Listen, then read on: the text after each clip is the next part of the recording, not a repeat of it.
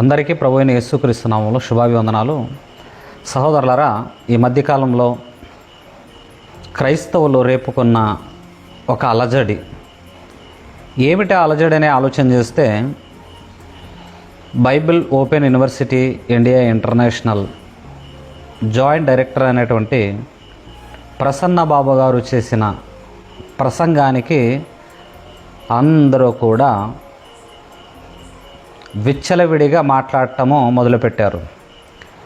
ఏమిటి అని అంటే ఆ మాట విషయంలో ఆ మాటను బట్టి మనం ఆలోచన చేసుకోగలిగితే, హెబ్రీయులకు రాసిన పత్రిక 5వ అధ్యాయము 7వ వచనము, హెబ్రీయులకు రాసిన పత్రిక 5వ అధ్యాయము 7వ వచనంలో చాలా చక్కటి విషయం అది. ఏమని?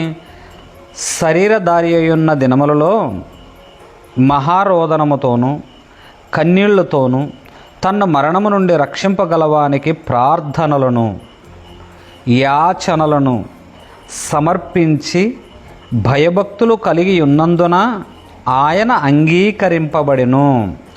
ఎన్నోసార్లు ప్రార్థించాడు, అందుకే ప్రార్థనలు. ఎన్నోసార్లు యాచించాడు, అందుకే యాచనలను. ఒక్కసారి కాదు ఆయన అడిగింది. యేసుక్రీస్తు ప్రభువారు పరలోకమందున్న కన్నతండ్రి అయిన దేవుణ్ణి మన నిమిత్తము, తన నిమిత్తము ఎన్నోసార్లు యాచించాడు. యాచించటం అంటే ఇంతకుముందు ఎన్నోసార్లు వీడియోలో కూడా నేను మాట్లాడాను. ఎన్నిసార్లు మాట్లాడినప్పటికీ కూడా క్రైస్తవులకు అర్థం కాలేదు. ఎందుకంటే మూఢభక్తుల్లో బ్రతుకుతున్న వారు వీరు.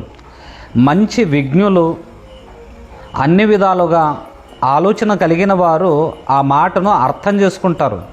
యాచన అనగా వేడుకొనుట, యాచన అనగా ప్రాధేయపడుట, యాచన అనగా అడుగుట, యాచన. భిక్ష అంటే చదవలేని వారు, విద్య విహీనులు, అజ్ఞానులైన వారు, బైబిల్ సరిగా చదవలేని, ఆలోచన చేయలేని వారందరికీ కూడా ఈ మాట అర్థం కాదు. అందుకే ప్రసన్న బాబు గారు మాట్లాడిన మాట, తండ్రిని భిక్ష వేడుకున్నాడు. ఎవరి గురించి? తన గురించి, సర్వ మానవ కోటి గురించి కూడా ఆయన భిక్ష వేడుకున్నాడు. కరెక్ట్గానే చెప్పాడు. కానీ ఈ క్రైస్తవులు మూఢభక్తితో అమాయకులైన క్రైస్తవులను మోసం చేస్తున్న దుర్బోధకులు, మరి Bible open university India international వారు ఎక్కడ దొరకతారని ఎదురు చూస్తున్న దొంగలకు ఆ మాట అర్థం కాలేదు. ఆ మాటలో ఎంత తగ్గింపు స్వభావం ఉందంటే యేసుక్రీస్తు వారిది అంత తగ్గింపు స్వభావము. సర్వమును సర్వలోకమును సృష్టించిన సర్వాధికారి అయిన క్రీస్తు తండ్రి చెప్పిన మాటను జబదాటక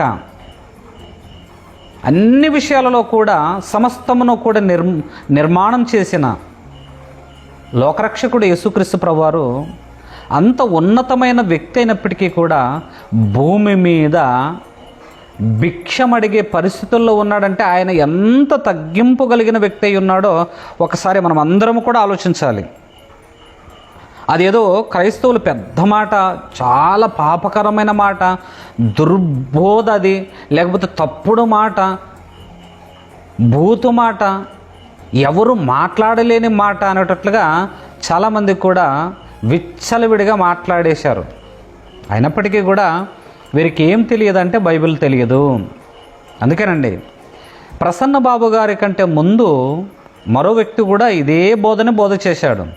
దాన్ని కవర్ చేస్తున్నారు ఇప్పుడు. చూడండి, ఎవరు? నిజంగా దైవజనులు గంటెల ప్రకాష్ గారు చాలా చక్కగా ఆయన కూడా వర్ణించాడు. ఏమని వర్ణించాడు? అడుక్కున్నాడు, భిక్షం వేడుకున్నాడు అనేటట్లుగా చెప్పాడు ఆయన కూడా. మరి ప్రసన్నబాబు చెప్పింది ఏంటి? అదే మాట చెప్పాడు. ఒకసారి ఆ వీడియో చూడండి. ఒకసారి హెబ్రీ పత్రిక 5వ అధ్యాయంలోకి మనం వెళ్దాం. 7-8 వచనాలు చదువుతారమ్మా ఎవరైనా? శరీరధారిగా ఉన్న దినములలో మహారోదనముతోను కన్నీళ్లతోను తన్ను మరణము నుండి రక్షింపగలవానికి ప్రార్థనలను ప్రార్థనలను యాచనలను సమర్పించి భయభక్తులు కలిగి ఉన్నందున ఆయన అంగీకరింపబడెను. ఆయన ప్రార్థనలో ఆ ప్రార్థన తీరు మీకేం అర్థమైంది? యాచన అంటే తెలుసా? యాచన అంటే ఏమిటి? అడగడం కాదమ్మా, అడుక్కోవడం. అడగడం వేరు, అడుక్కోవడం వేరు. భిక్షాటన, భిక్షమెత్తుకోవడం. ఎవరైనా సాక్షాత్తు దేవుని కుమారుడు. ఆయన మాట్లాడిన మాట అనేకులైన క్రైస్తవులకి భలే చెప్పాడు అన్నారు. ఇలా మాట్లాడాలండి అని కవరింగ్ చేసుకుంటున్నారు. ప్రసన్న బాబు గారు మాట్లాడింది ఇలా కాదు. ఏమని మాట్లాడాడు ప్రసన్న బాబు? గంటెల ప్రకాష్ గారు ఏదైతే మాట్లాడాడో అదే మాటను యాచించుట, భిక్షమడుగుట, అడుక్కొనుట అనే పదాన్ని వర్ణించాడు ప్రసన్న బాబు గారు కూడా.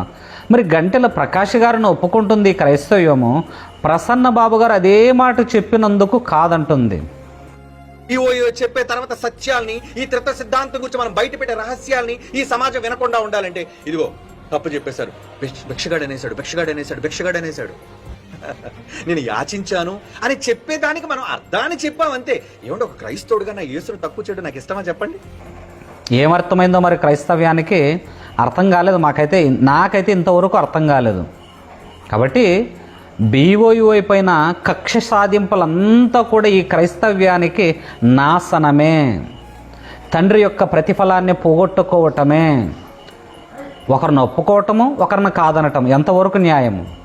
యాచించాడు అని గంటెల ప్రకాష్ గారు చాలా చక్కగా దైవజనులు చెప్పేశారు. అదే మాటనే మరలా ప్రసన్నబాబు గారి నోట విన్నాను నేను. ప్రసన్నబాబు ఇలా అన్నాడు, అలా అన్నాడు, దుర్బోధకుడు, దొంగ బోధకుడు అంటే గంటెల ప్రకాష్ గారిని మాత్రము అలా అనటం లేదు. కారణము, ఒకరిని మెచ్చుకొనట, ఒకరిని తీసివేయట ఈ మూఢభక్తులైన బోధకులకు ఒక అలవాటుగా మారిపోయింది.